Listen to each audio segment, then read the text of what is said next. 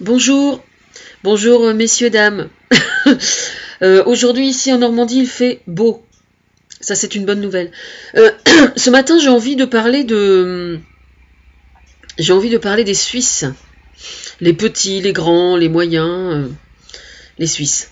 Bon alors je tiens à rappeler que les Suisses quelque part sont un tout petit peu redevables vis-à-vis de moi. Mais eux savent de quoi je veux parler. D'une certaine nuit à Lausanne. Bon, bref. J'ai en mémoire aussi, bien évidemment, le référendum au sujet du taux d'immigration, des immigrés, etc. Mais je voudrais mettre l'accent particulièrement là sur ce qui se passe du côté de l'Ukraine. Et j'aimerais bien, moi, voir un peu les Suisses sortir quelque peu de leur neutralité légendaire pour me donner leur point de vue, notamment par rapport aux valises de pognon qui se déplacent. Vous voyez ce que je veux dire? Parce qu'évidemment, quand un État comme la France, par exemple, demande des comptes, quand le ministère de la Justice français, certains juges en France, demandent des comptes aux banques suisses et que les banquiers suisses aient pris la décision de coopérer avec la France pour donner le nom des gens qui ont des comptes, etc. C'est parfait, c'est très bien. Je suis super contente de ça, je remets pas ça en cause.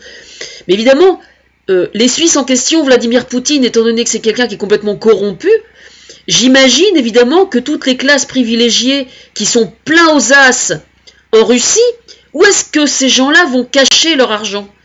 Si ce n'est en partie en Suisse, bien évidemment. Alors moi j'aimerais savoir quelle est la position du gouvernement suisse aujourd'hui par rapport à ces gens-là qui sont pleins aux as en Russie aujourd'hui et qui viennent planquer leur pognon en Suisse.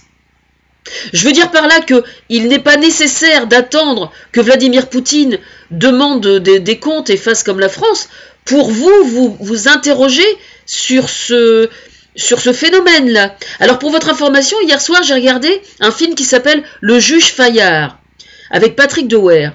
Alors c'est très intéressant parce que c'est un film qui parle de l'intégrité des juges d'instruction par rapport au financement des partis politiques, des valises et des sacs qui se baladent en avion, etc. etc. Les hold-up qui sont faits, le pognon qui se trouve en liquide évidemment dans des sacs, qui arrive dans des coffres en Suisse, qui ensuite transite par des entreprises qui viennent réarroser certains partis de droite, notamment, parce que c'est beaucoup plus de droite qu'ailleurs, quoi qu'on en dise. Voilà, alors moi je voudrais bien savoir un peu comment les Suisses aujourd'hui voient ce film-là, tiens, particulièrement. Est-ce qu'il est diffusé en Suisse? Comment est-ce qu'il est perçu? C'est super intéressant, Je vous recommande d'aller le voir. Alors vous pouvez le revoir sur Arte. C'est en rediffusion. Et c'est un film qui est... Alors évidemment, il y a un avertissement à la fin du film, vous pensez bien. Alors félicitations pour le producteur, quand même, parce qu'il fallait avoir, entre guillemets, je vais être poli, il fallait avoir le courage. Il fallait avoir le courage de financer, de produire ce film, quand même.